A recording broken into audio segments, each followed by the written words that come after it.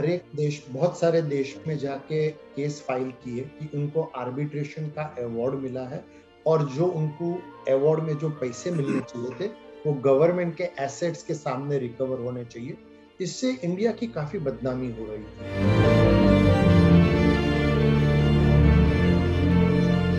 India का ये हक बनता है टैक्स लेने का, ये कोई गलत बात नहीं है। So government action is not something which can be condemned.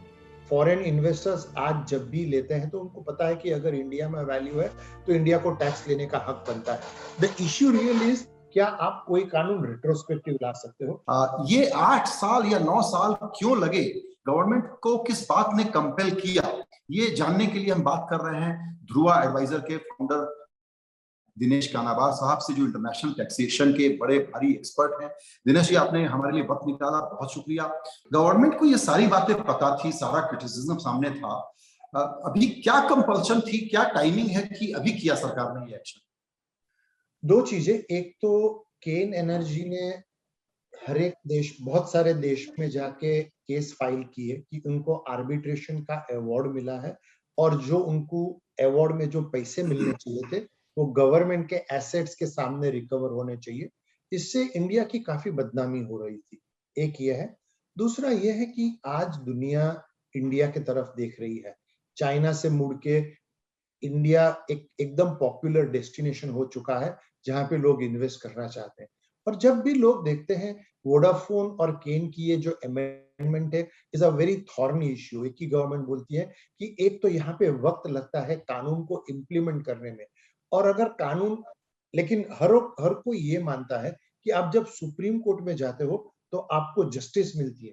इतने साल जस्टिस मिलने के बाद अगर कानून को आप रिट्रोस्पेक्टिव अमेंड करोगे तो लोगों का जो फेथ है जुडिशियरी पे और in the justice system, that gets shaken, and government is trying to address that whole thing. It was such a black and white argument, but why did this government took so long? I think to be very fair, Sanjay, for a government to change a law, then the provision would be कि ये suit boot की सरकार है, CNAG, ये तो CBI, so ये government was a little bit worried कि ये अगर कानून बनाया है पिछली गवर्नमेंट ने, let the law take its own course. In the meantime, both Vodafone and Kane approached the international arbitration and got an award in their favor. What of course I could not understand is why did it take government last 5-6 months not to accept the arbitration award and go in appeal and thereafter make an amendment. But otherwise one could see that the government was in a very much of a jam.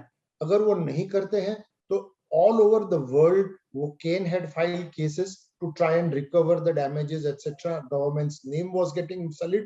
If it did the amendment, it could be accused of siding with an MNC. So government was very true. Was the fear of getting very bad name globally after Indian assets would be seized after the Kane initiated the process of attaching the Indian assets, was that became a kind of critical juncture where government was kind of the view that now we must do it? Sanjay, that could very well be the tipping point, because insofar as Vodafone was concerned, the government had filed an appeal in Singapore courts, given against arbitration award for Kane that was filed. But the two things were happening. One was that repeatedly there was this noise about this government not addressing tax terrorism, a term which it had itself coined, number one. Number two, India is looking at increasing investments with emerging as a credible alternative to China.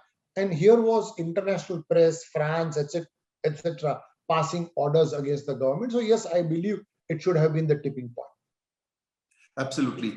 What if Kane Energy refuses to accept the proposal, the amendment, where cost, damages, penalties, interests are not to be recovered by Kane Energy from the government of India? What happens then?